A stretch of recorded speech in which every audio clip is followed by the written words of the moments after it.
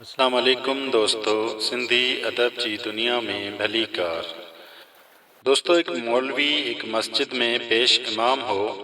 इमामत खां अलावा संदसि ज़िम्मेदारी में इहो भी शामिल हो त रोज़ाना क़ुरान मजीद जो दर्स भी ॾे।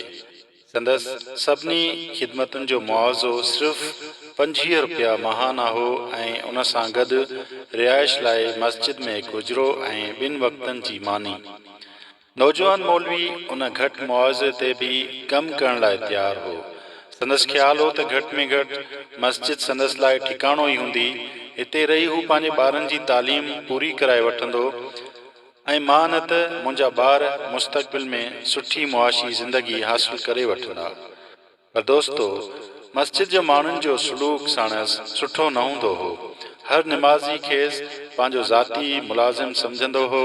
थोरी थोरी ॻाल्हि ते हर माण्हू मथसि कावड़िजी पवंदो हो ऐं खेसि ज़लील कंदो हो। को फर्श जी सफ़ाई तां, को ॿुहारी सही न ॾियण तां, को पाणी न भरियल हुजण तां त को कंहिं ॿी शइ तां हर माण्हू मथसि कावड़ियल हूंदो हो। हू मुआशी तंगी त बर्दाश्त करे पियो सघे, पर हर ॾींहं वारी ज़िल्लत संदसि बर्दाश्त खां ॿाहिरि हुई। नेठि हुन फ़ैसिलो कयो, हिन तइ कयो त मूंखे पंहिंजी ज़िंदगी खे मुस्तक़बिल तौर ते मस्जिद सां वाबस्ता नाहे रखिणो ऐं पंहिंजे लाइ को ॿियो कमु पैदा करणो आहे।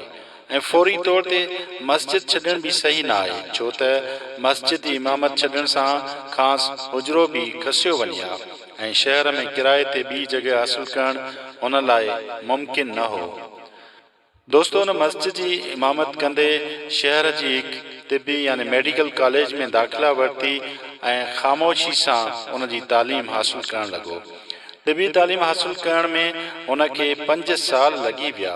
उन दौरान हू मस्जिद वारनि माण्हुनि जे ख़राब सलूक खे पहिरियां खां बि वधीक ख़ुशि असलूबी सां बर्दाश्त कंदो रहियो। दोस्तों, हिन जे नए फ़ैसिले में कामयाब थियण जे लाइ ज़रूरी हो त हू सब्र करे ज़िल्लत वारी ज़िंदगी मां निकिरण ख़ातिर ज़िल्लत जी ज़िंदगीअ खे कुझु साल वधीक बर्दाश्त करे। नेठि उहो वक़्तु अची वियो जॾहिं हिन तिबी कॉलेज मां डिग्री हासिल कई।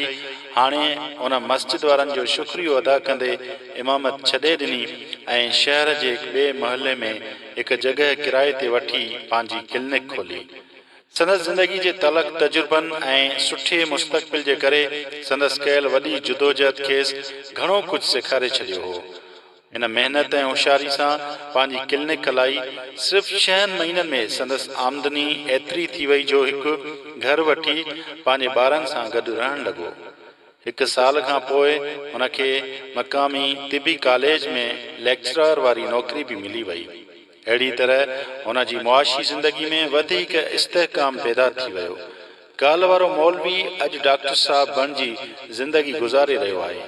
उनखे इज़त भी हासिल थी वई ऐं मुआशी हालात भी बहितर थी विया।